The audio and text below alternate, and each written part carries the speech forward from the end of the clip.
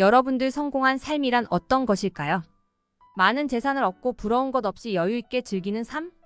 아니면 사람들 위해 군림하면서 높은 위치와 명예를 얻는 삶? 전 개인적으로 성공한 삶에 대해 이렇게 정의하고 싶습니다. 그 사람이 세상을 떠난 뒤에도 모든 이들에게 아름다운 기억으로 남고 날이 갈수록 그 향기가 더욱 더 그리워지는 사람. 이건 정말 멋지고 아름다운 삶이 아닐까요? 오늘은 가장 초라한 곳에서 가장 위대해진 한국인의 이야기. 종교를 떠나 제가 마음으로 진심으로 존경하는 사람의 바로 아프리카의 성자 수단의 슈바 이처, 영원히 아름다운 톤즈에 별로 남아있는 고 이태석 신부의 이야기입니다.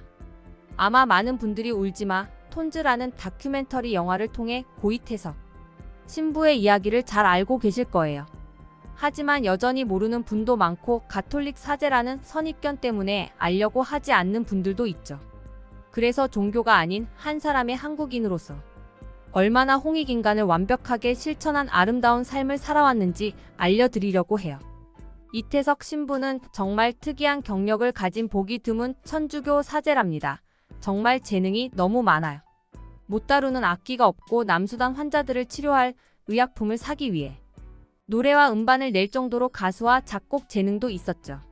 무엇보다 그는 의사 출신이었답니다. 종교인이 아니었다면 얼마나 활발한 삶을 살았을까요? 1962년 10월 17일 부산에서 태어난 그는 신남매의 9번째로 태어났어요. 운동신경이 뛰어난 데다 활발하고 음악을 비롯한 예체능에도 많은 소질을 보이던 그는 인제대 의대에 입학했어요. 한국 사회에서 상류층이라 할 수 있는 의사로서 삶이 보장된 상태였던 거죠. 하지만 그는 군의관으로 입대한 후 31살이라는 늦은 나이에 갑자기 신부가 되기 위해 모든 걸 버리고 카톨릭 대학에 입학합니다. 이미 그의 형 이태영 신부가 천주교 사제이고 누나도 수녀가 되었던 터라 그의 부모님은 눈물로 그를 말렸지만 소용이 없었답니다. 아무리 천주교 집안이라도 부모님 입장에서 의사가 된 아들이 갑자기 모든 걸 버리겠다고 했을 때 어떤 심정이었을까요? 그렇게 39세라는 늦은 나이에 사제가 되자마자 그가 선택한 것은 세상에서 가장 초라하고 가장 낮은 곳으로 보내달라는 거였죠. 그래서 내전의 폐허 상태이자 아프리카에서도 최빈국인 남수단 톤즈라는 곳으로 떠나게 되었어요. 남수단은 지금도 1인당 국민소득이 고작 230달러, 북한보다도 더 못 사는 나라예요. 대부분 국민이 하루에 $1도 안 되는 돈으로 살고 있답니다. 그는 의사 출신이라는 자신의 재능을 남수단의 가난하고 병든 이들에게 아낌없이 나눠줬어요. 오물이 뒤범벅인 더러운 강물을 마시며 전기도 화장실도 없는 폐허에서 손수 벽돌을 날아가며 병원을 짓고 한국에서 아는 모든 의대 선후배에게 의약품을 보내달라고 부탁했죠. 그는 남수단 마을 곳곳을 차로 돌아다니면서 무료로 결핵과 문둥병 환자들을 돌보고 예방접종을 해줬답니다. 손가락 발가락이 다 떨어져 나간 한센병 환자들을 위해.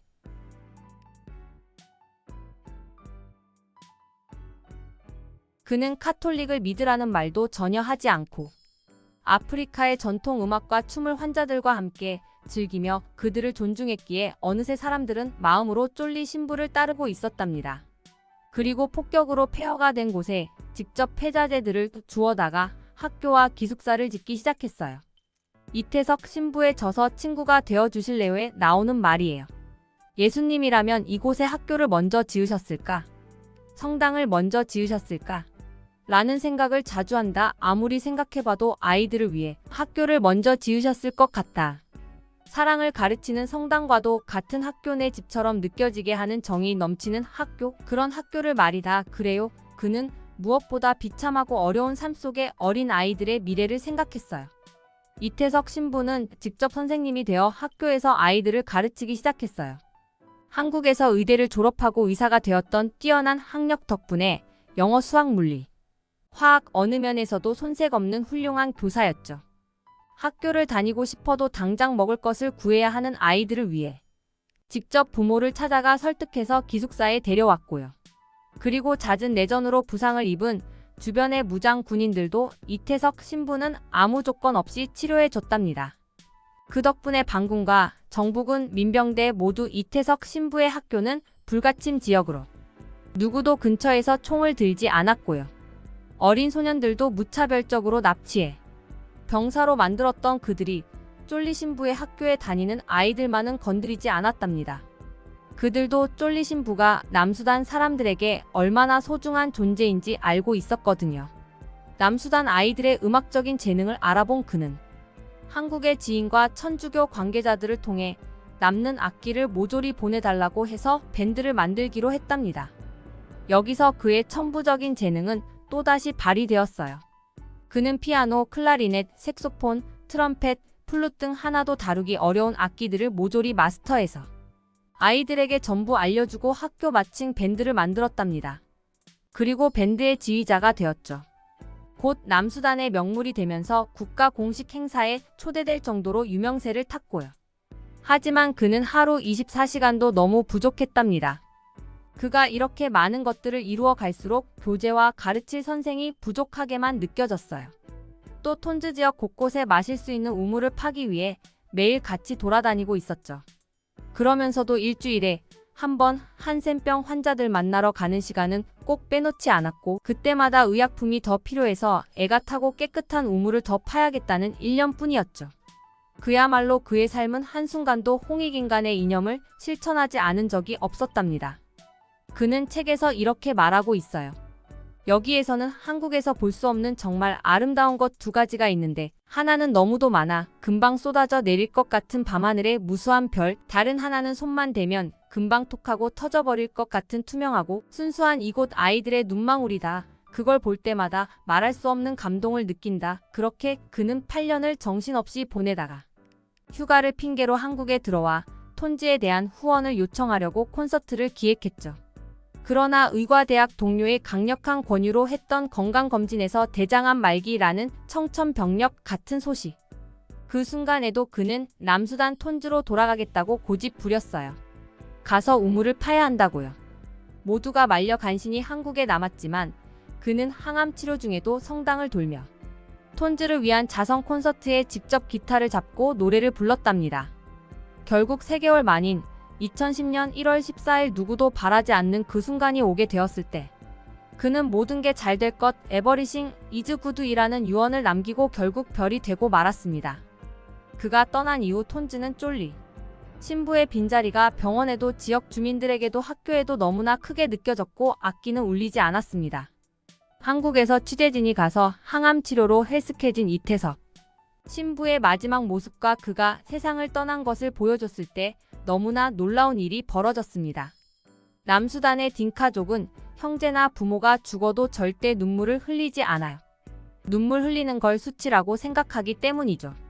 하지만 모두의 눈에서 폭포수 같은 눈물이 흐르고 학교 아이들은 난생 처음 마음에서 우러나오는 울음을 터뜨리며 대성통곡했습니다. 매주 그의 진료를 받던 나병 환자들과 마을 주민들 역시 생전 처음 눈물을 흘리며 쫄리의 사진을 꼭 안고 그를 돌려달라 며 하늘을 향해 애통하게 부르짖었어요. 그리고 학교 아이들은 쫄리 신부에게 보내는 마지막 선물을 계획했습니다.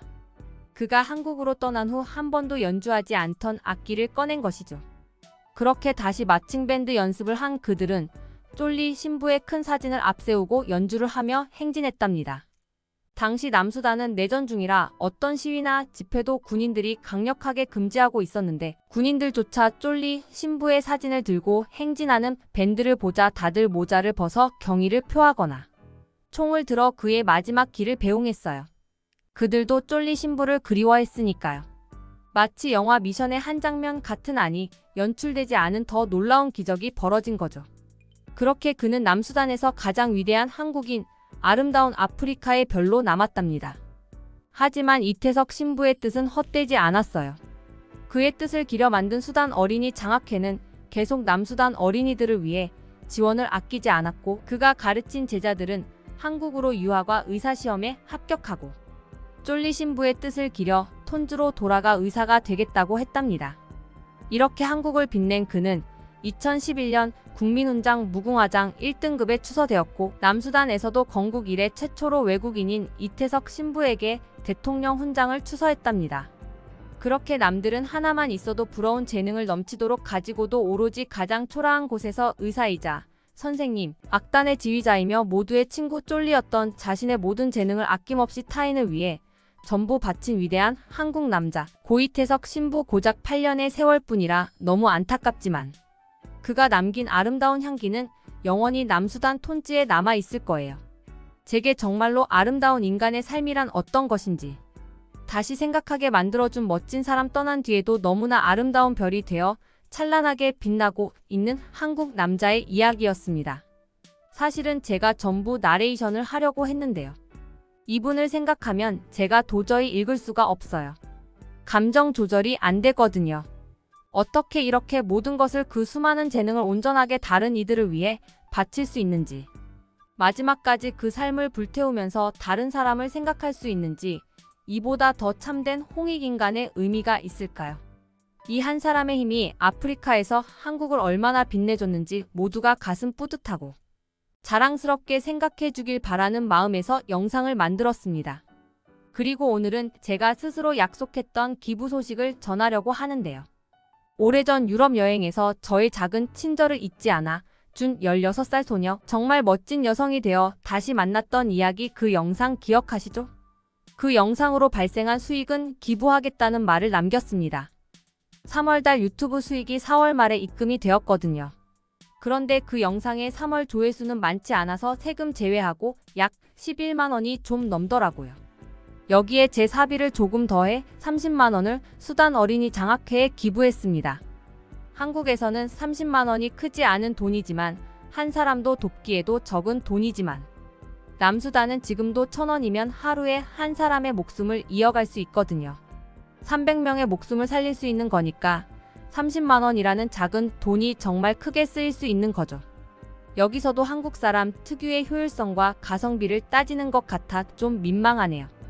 저의 작은 배려를 크게 써주고 멋지게 자라줬던 그 여성분을 생각하면요.